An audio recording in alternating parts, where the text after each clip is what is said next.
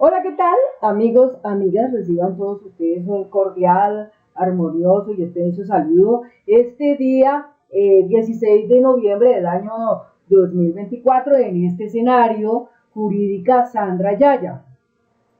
Bueno, el tema de hoy que vamos a estar aquí debatiendo va a ser bien supremamente interesante y va a ser supremamente productivo el día de hoy porque vamos a aprender muchísimas cosas que tenemos que tener muy en cuenta para todo lo que vaya a pasar en el 2026. Nos vamos apropiando un poco más del tema y buscando empoderarnos en ese tema bastante.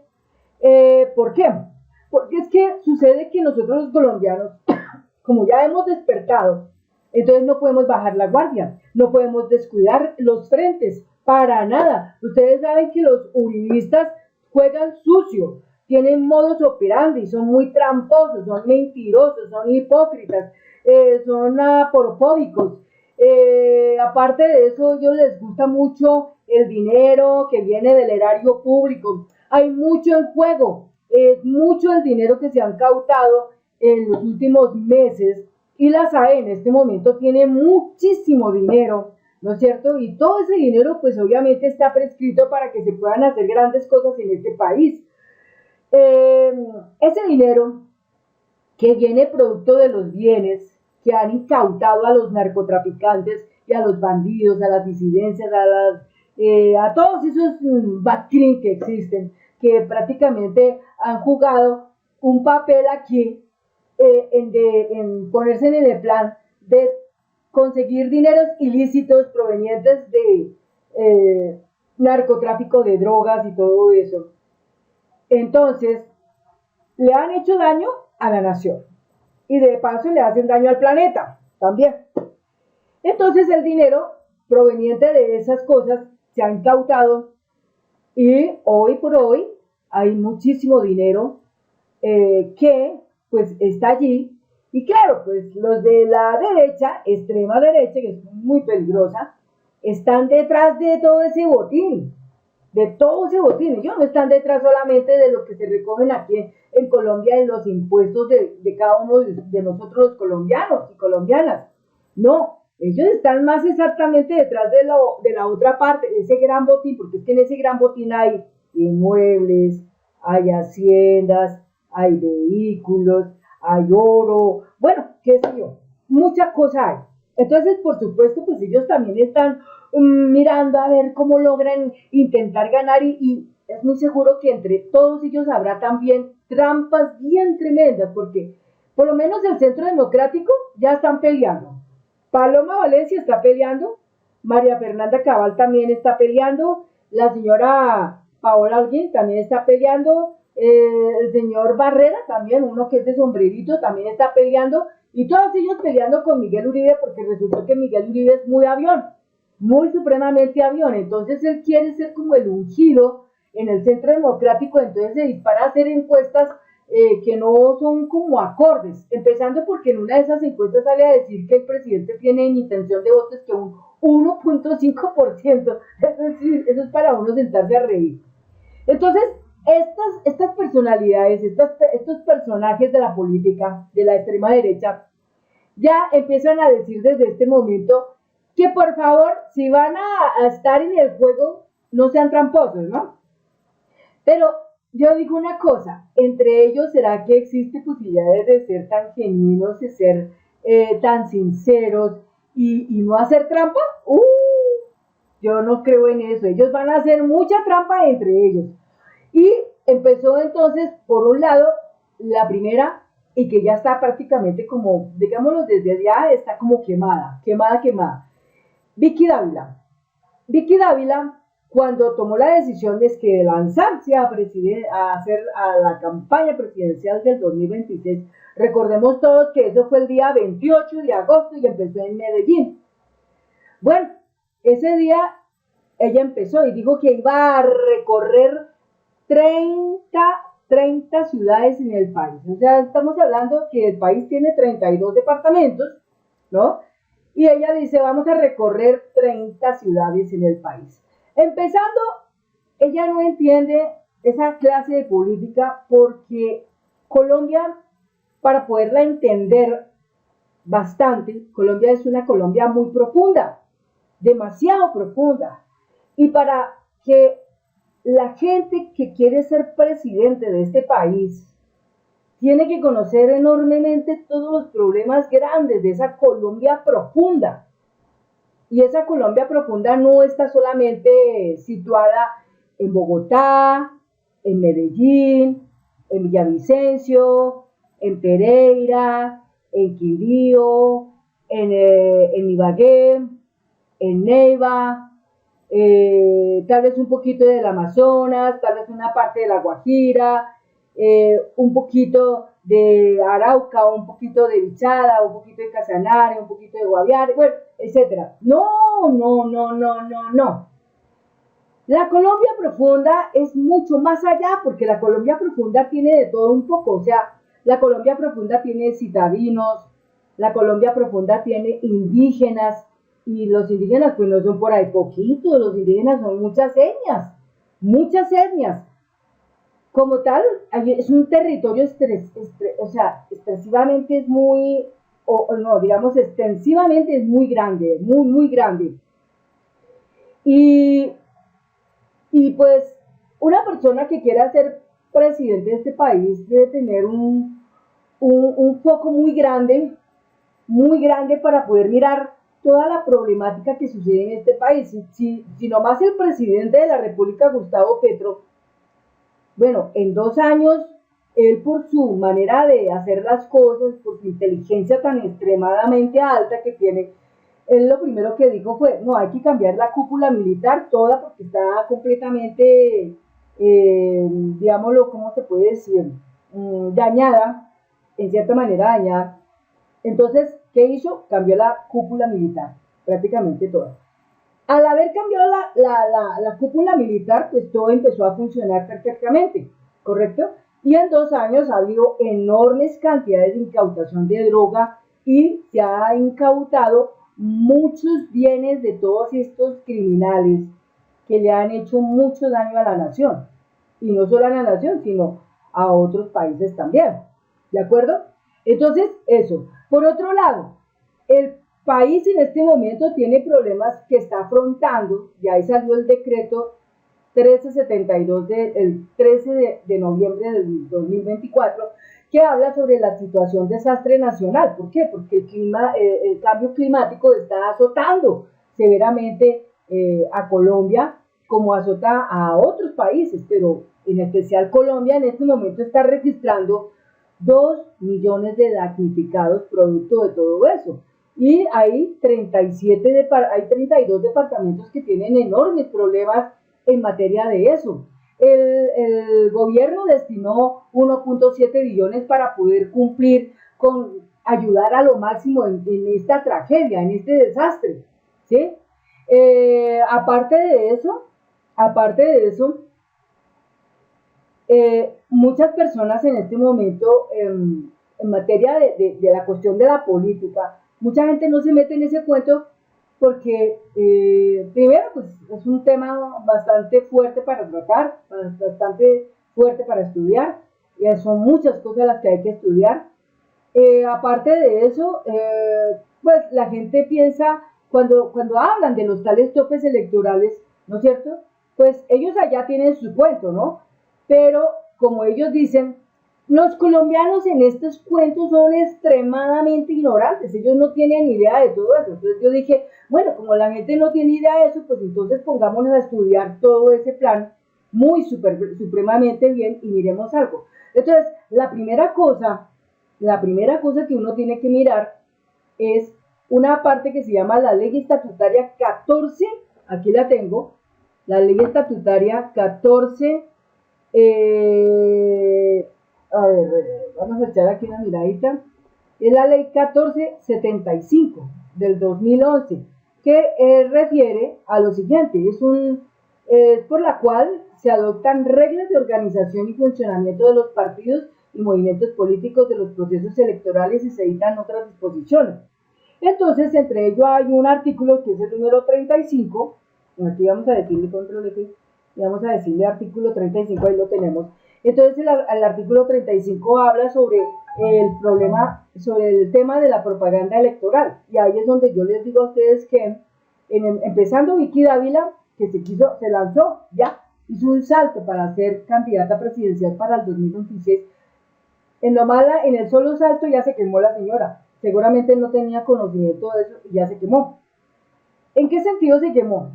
Porque resulta que la propaganda electoral aquí, esto está rezado en el capítulo 3, dice de la propaganda electoral y del acceso a los medios de comunicación. Entonces, el artículo 35 dice, entiéndase por propaganda electoral toda forma de publicidad realizada con el fin de obtener el voto de los ciudadanos a favor de partidos y movimientos políticos, listas o candidatos a cargos o corporaciones políticas de elección popular, del voto en blanco, de una opción en los mecanismos de participación ciudadana. La propaganda a través de los medios de comunicación social y del espacio público únicamente podrá realizarse dentro de los, oiga, se llena esto, dentro de los 60 días, o sea, estamos hablando de 2 meses, anteriores a la fecha de la respectiva votación. Y muy curiosamente, en el plano del año 90, o sea, en el plano del año 2022, en un organigramita pequeño, muy bien explicado, que lo pasó la Andy, dice muy claramente algo importante aquí. Vamos a mirar un poco más atrás, aquí.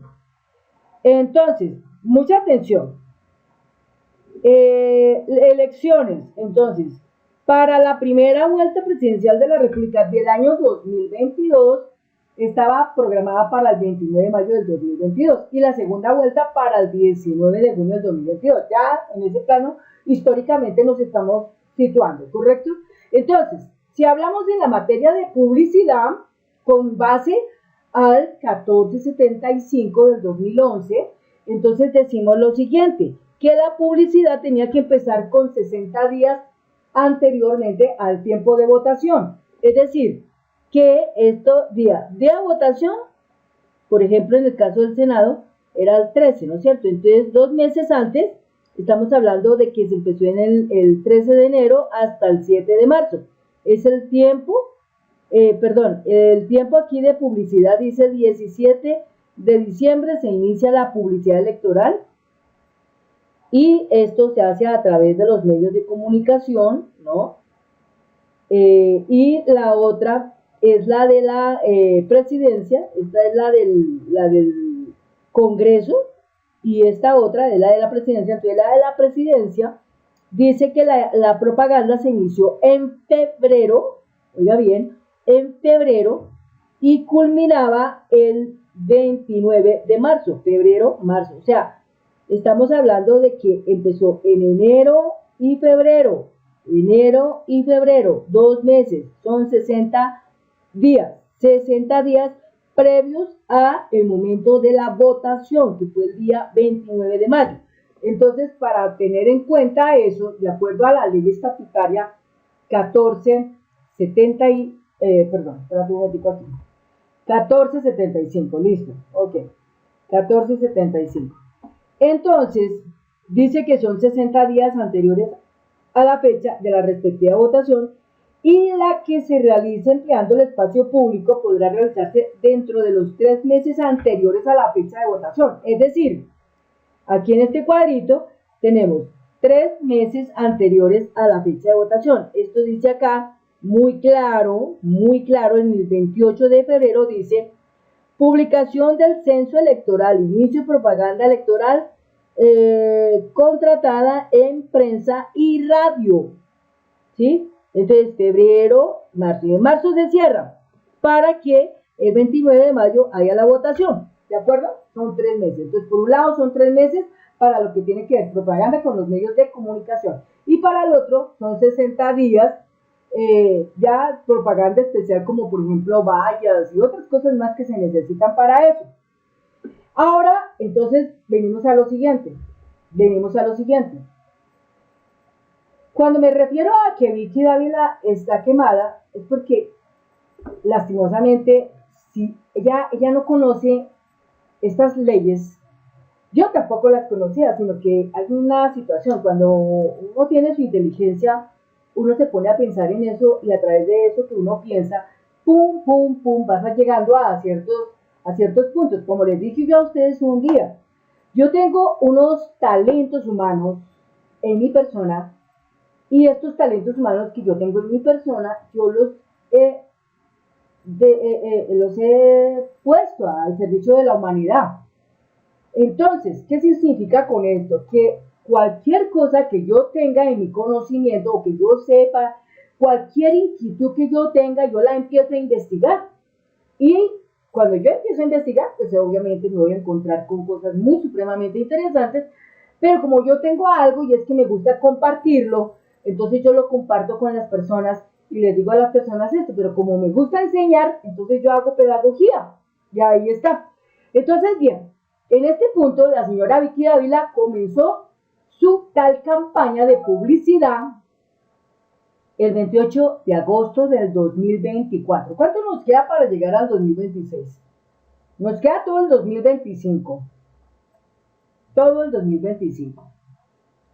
Y una porción de tiempo hasta llegar a mayo del 2026, que es cuando seguramente se va a generar todo ese proceso. O sea que cualquier candidato normalmente empezará con fuerza su candidatura en el mes de diciembre del año 2025. Pero miren lo que está pasando acá. La gente es toda chistosa, ¿no? Esta señora Vicky Dávila seguramente dijo, no, si yo comienzo tempranito, bien de tempranito, voy a ganar muchos votos. Pero es que la señora no está mirando una cosa. Para uno proceder en ese punto, esto no es solamente decir, yo soy periodista y yo me sé tantas cosas, ni siquiera uno, yo tengo un menor grado al que tiene la señora Vicky Dávila. Yo apenas soy simplemente una patriota, ni siquiera me he configurado como un periodista, ni siquiera soy periodista. No soy periodista, no soy político, solamente soy un ciudadano tipo patriota que, preocupado por lo que pasa en su nación, quiere en una manera con sus talentos humanos ayudar a otras personas para que despierten, se den cuenta y podamos elegir algo bueno para el 2026, como es elegir entre lo que tenemos acá un 70-120, es decir, 70 senadores que trabajen para el pueblo y 120 representantes a la Cámara que trabajen para el pueblo, ¿de acuerdo?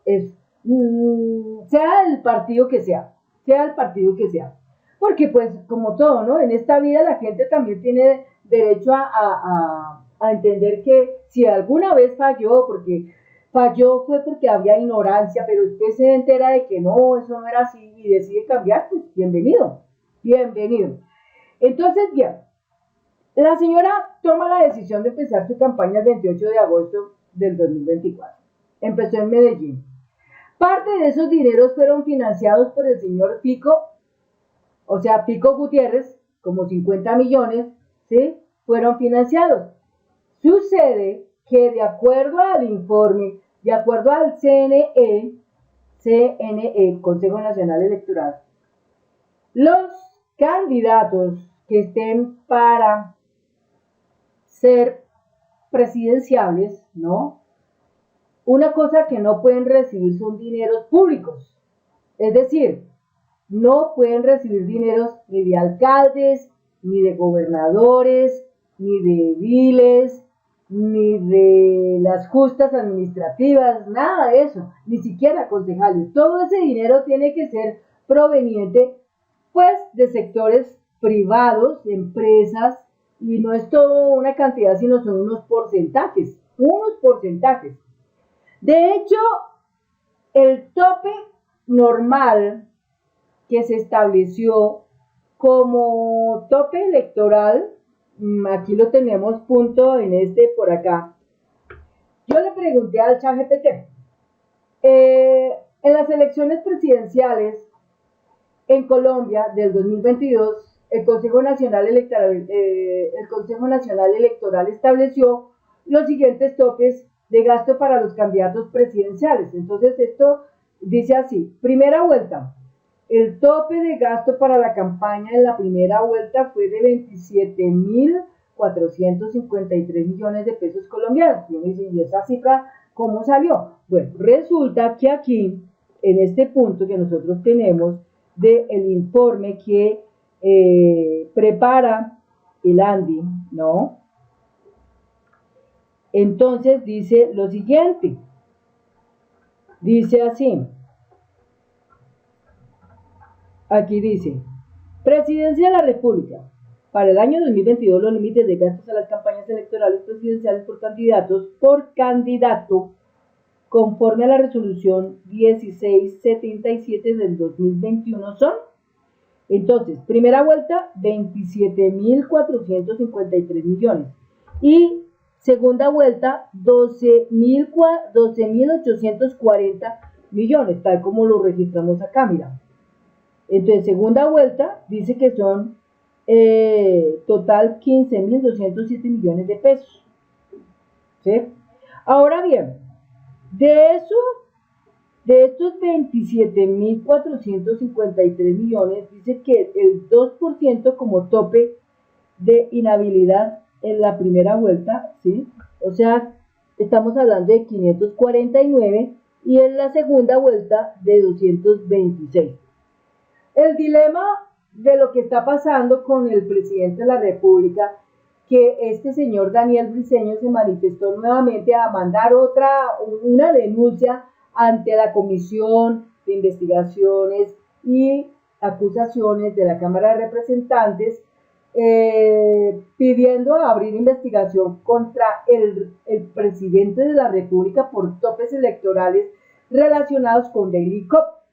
Entonces le dice el presidente de la República, pobre Daniel, anda despistado. Estos personajes, estos políticos muchas veces son engañados.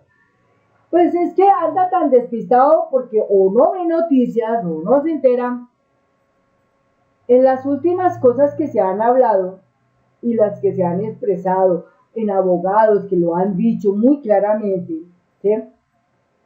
Es que la Daily Cop manifestó alguna vez que ahí no había absolutamente nada que se relacionara con el presidente de la República, Gustavo Petro.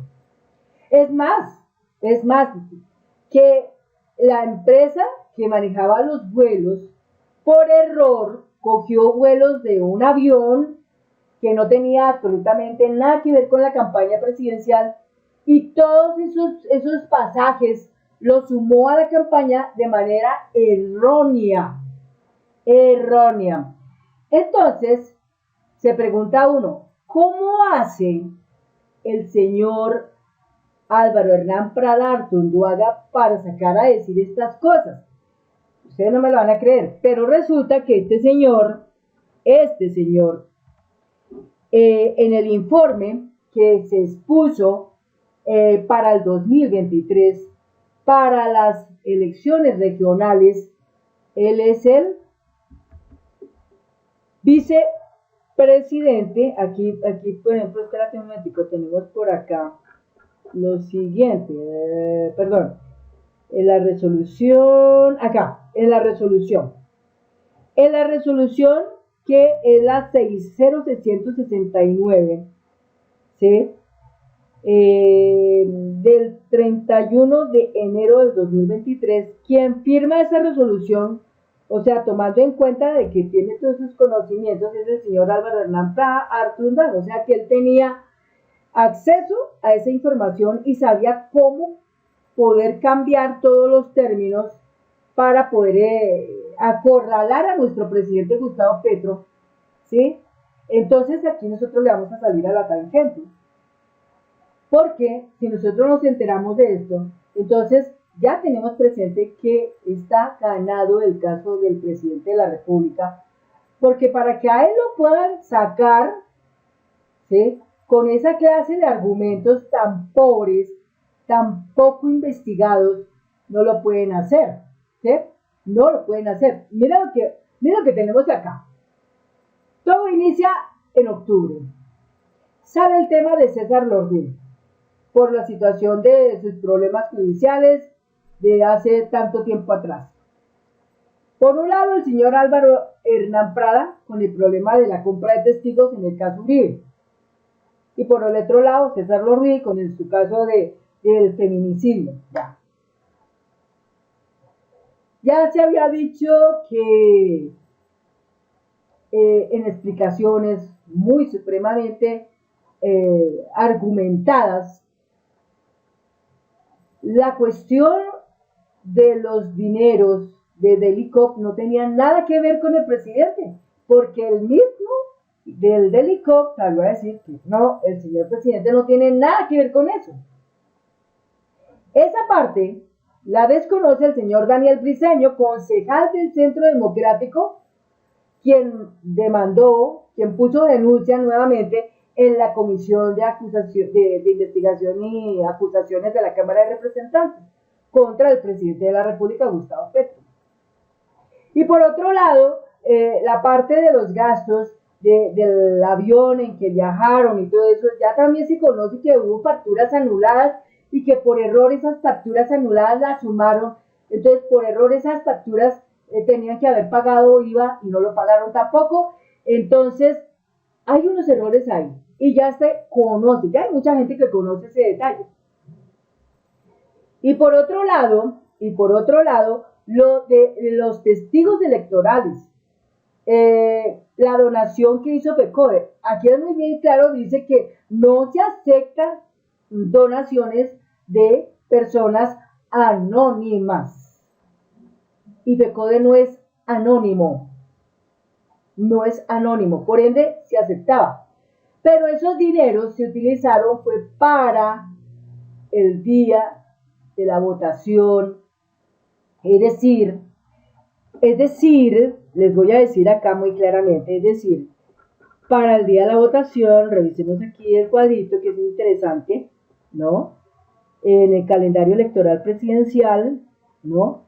Entonces, los testigos electorales funcionaron el día 29 de mayo.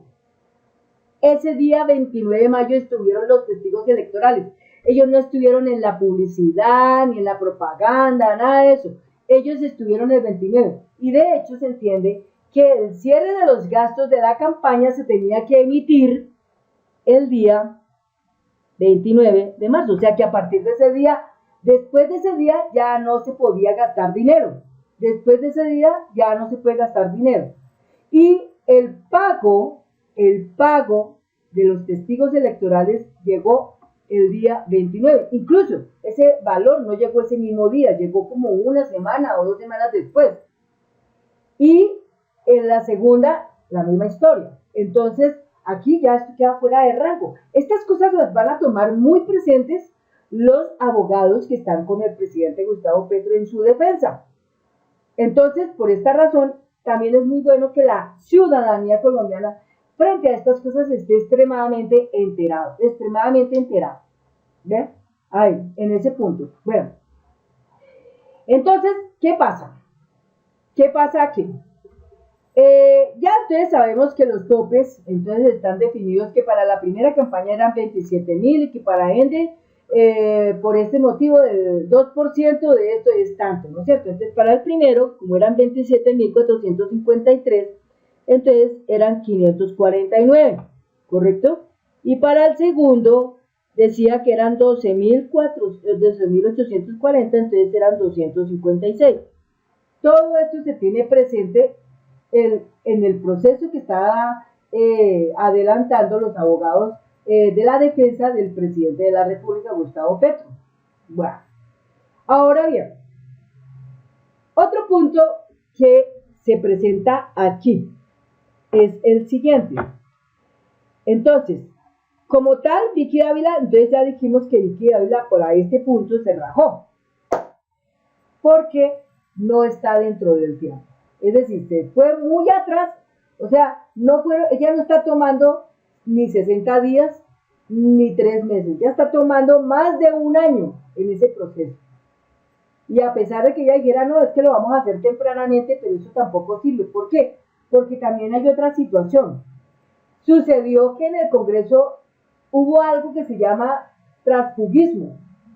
Eso quiere decir que algunos de las personas que están en un partido ya no se sienten obligados a estar ahí en ese partido, como les pasó a los liberales. con lo último que pasó de César Gaviria.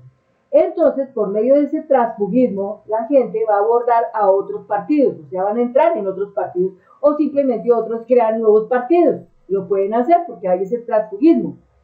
Bien, eso por un lado. Por otra parte,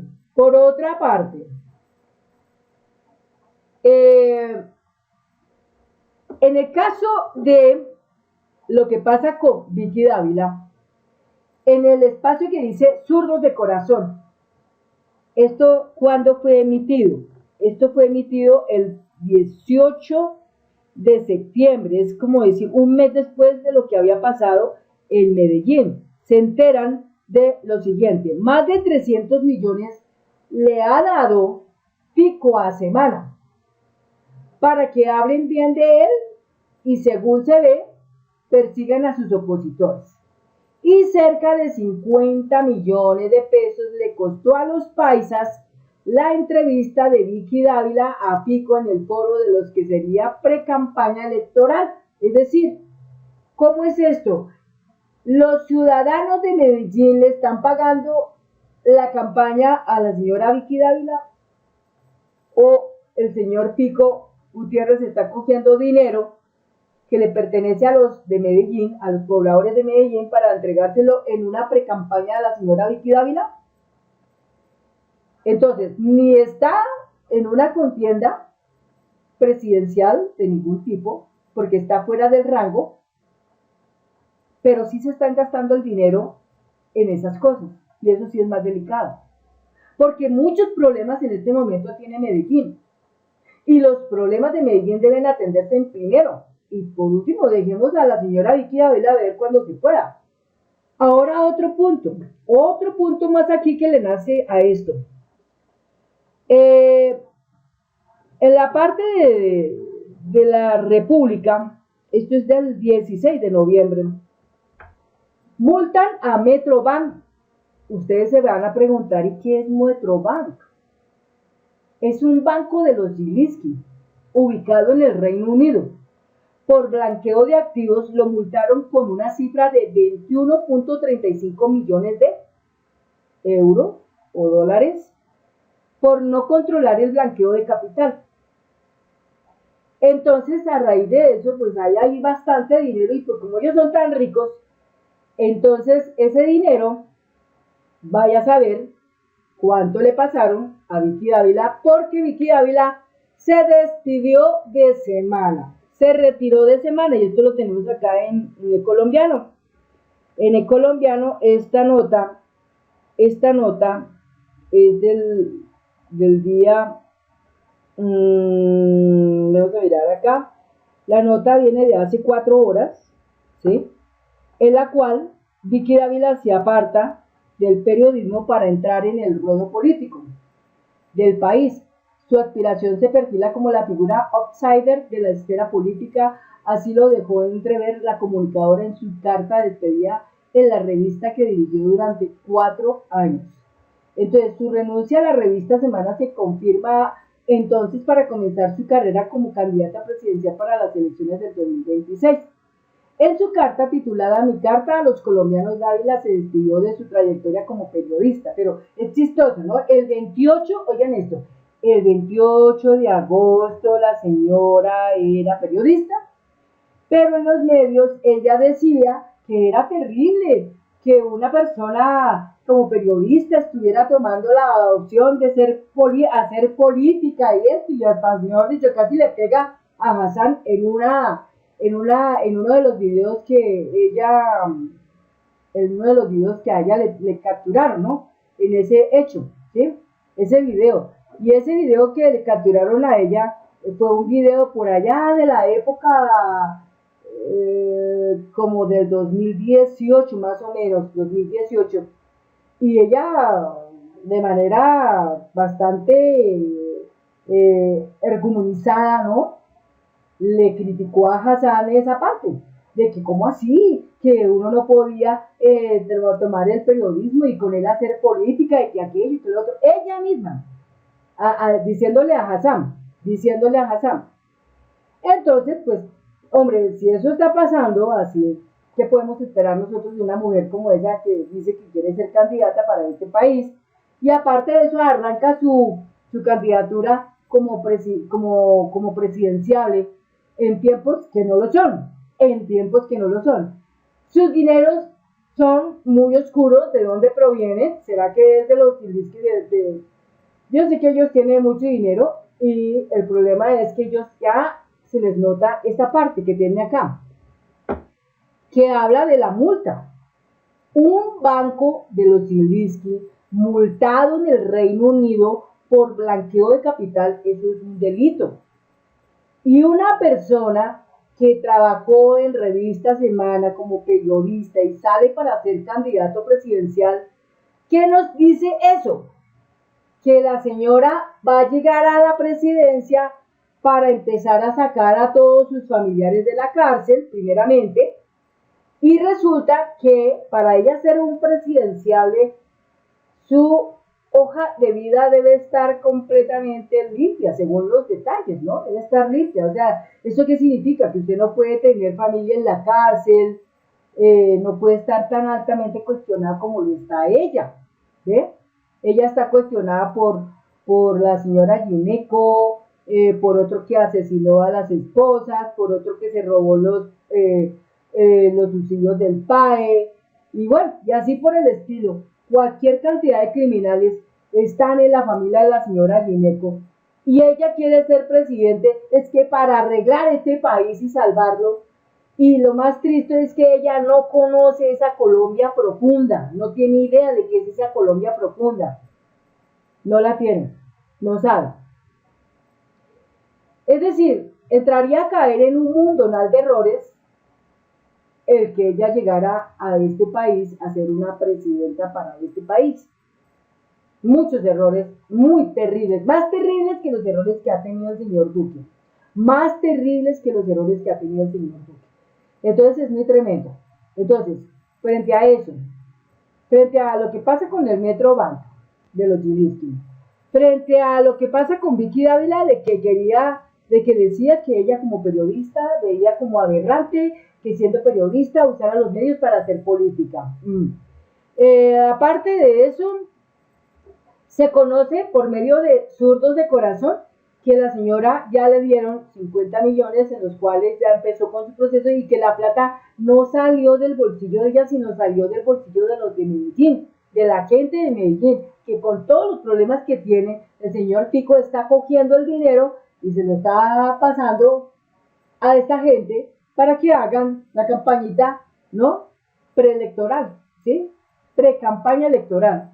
Entonces está eso en ese detalle. Y por otro lado, lo que está pasando con lo de la ley estatutaria 1475 del 2011, pues que en cuanto al problema de la propaganda, la señora se supone tenía que comenzar 60 días antes o 3 meses antes, y resulta que se anticipó más de un año al proceso. Es decir, esta gente de la extrema derecha quieren pasarse por la faja la ley y creen que porque tienen algo de plata, entonces desde ya van a empezar a mirar a ver cómo ganan terreno. Pero esto es como lo mismo que decir, hacemos enorme trampa, porque sucede que todavía no se conoce en la campaña presidencial quiénes más van a ser esos presidenciables, ¿sí? Y aparte de eso, muchos de los que quieren ser presidenciables, hay unos muy dotados en materia de esa Colombia profunda, porque tienen ese conocimiento, mientras que esta señora de eso, pues se da uno cuenta que la señora no sabe mucho de esa parte. Ella piensa que en los 32 departamentos solamente debe enfocarse en los ricos de esos departamentos. Y realmente, de esa cantidad de gente, que la gente que está, digamos, dámoslo aquí en este punto así,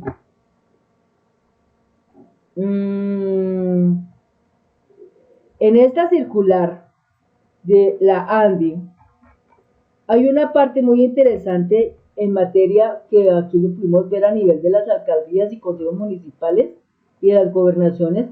Entonces, por ejemplo, se habla de que hay departamentos que están con un censo electoral de 200.000 igual o inferior a 200.000 ciudadanos, pero que en general la gente que está en este momento como parte de ese censo electoral viene siendo exactamente en todo Colombia viene siendo exactamente, ya les digo cuánto viene siendo exactamente totalmente en Colombia. A ver, por aquí tenemos ese número, ese numerito, ¿dónde lo tenemos? Entonces acá, esto es dentro de una resolución que sacó el Consejo Nacional Electoral, la 0669, habla de un potencial al 26 de diciembre del 2022 de 39.448.774 electorados, o sea, población población electoral, 39.448.774, ¿sí? Con la cual juegan para, con esto, definir ciertos topes, dependiendo de las poblaciones, ¿no? Esto era de lo que pasaba con las elecciones regionales del 2023, ¿sí? Y de ahí se definían los topes electorales para esta parte. Pero entonces, en conocimiento, son 39.448.774. ¿Listo?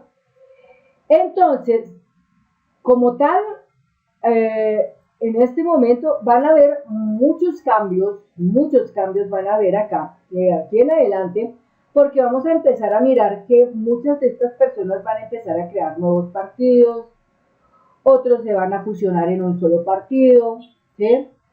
Es decir, todos están buscando mirar a ver cómo mover todo esto, ¿no?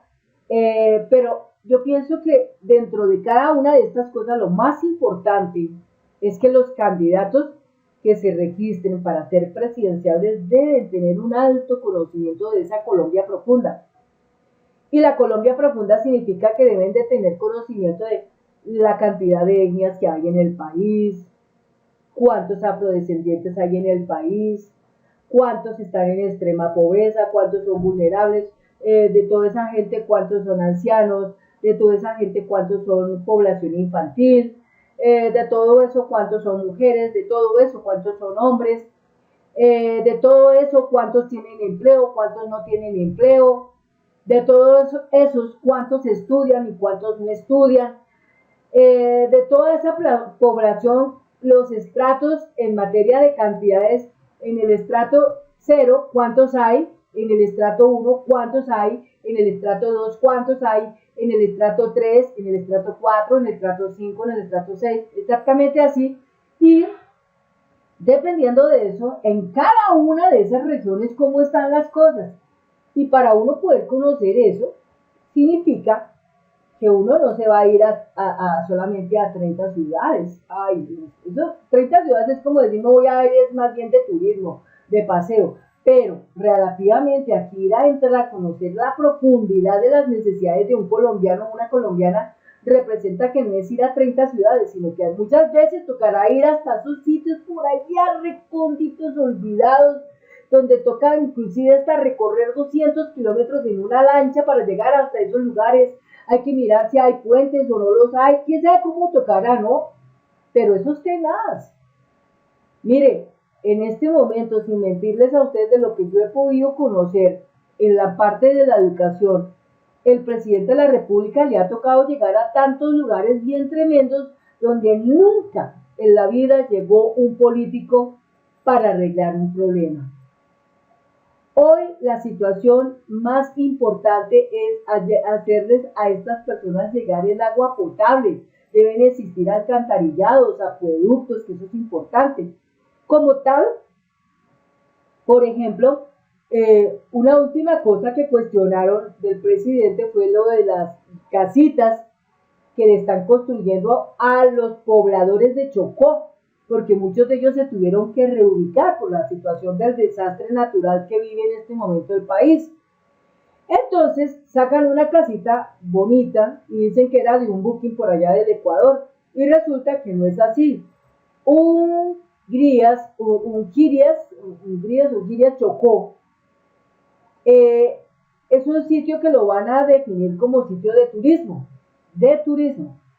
Entonces, a raíz de eso, pues el presidente, o sea, la persona que es presidenciable, debe tener presente esa clase de necesidades que tienen los pobladores, las personas de este territorio colombiano. Y pues para eso el trabajo es bastante fuerte.